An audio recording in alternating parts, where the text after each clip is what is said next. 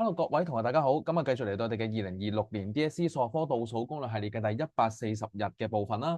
咁如果你係第一次睇呢個 channel 或者第一次睇呢個系列嘅短片嘅同學咧，咁我都簡單介紹幾句俾你知啦。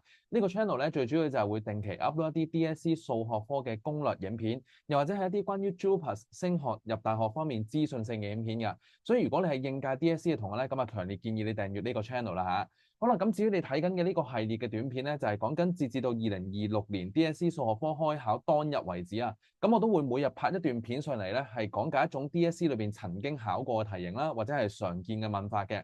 咁尤其是係一啲求 Level 2求合格係必須要學識嘅課題同埋技巧咧，咁我會每日 upload 一段片上嚟咧，係解釋俾大家知點樣做㗎。咁所以如果你係求緊個合格，你擔心緊有機會攞唔到 Level 2嘅同學咧，咁更加要跟緊呢個系列嘅短片啦。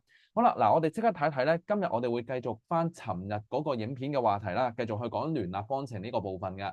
咁聯立方程咧，其實個重點咧一定係考文字題嘅，即係尋日嗰個係齋運算嘅題目咧，其實我哋有計數機 program 就會即刻計到噶啦嘛。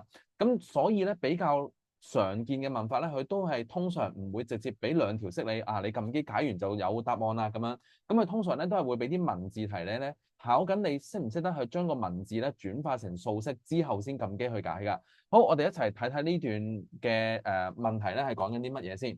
嗱，佢係咁講嘅，即係題目咁講嘅。佢就話咧，如果有2盒朱古力同埋3包糖咧，夾埋個錢咧就會係48蚊。OK，咁如果有6盒朱古力同埋7包糖嘅話咧，夾埋個錢就會係128蚊。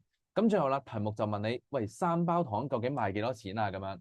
咁呢一類咧係一個比較正常嘅問法嚟㗎，亦都好容易可以 set 到2條式出嚟，即刻撳機即係秒殺咗佢，即刻攞到答案㗎啦。咁我哋只需要咧當朱古力1盒嘅錢咧做 x，跟住糖咧1包嘅錢咧做 y。咁所以如果2盒朱古力同埋3包糖嘅錢嘅總和咧，好明顯就係2x 再加3y，會等於翻佢講㗎嘛，48蚊。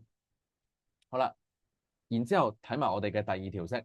佢話6盒朱古力同埋7包糖夾埋咧就會係128蚊。沿用翻 x、y 呢2個符號，我哋會知道6個 x 再加7個 y 咧等於翻128蚊。然後使唔使自己計啊？使唔使將1式乘3跟住相減去做嗰個加減消元法啊？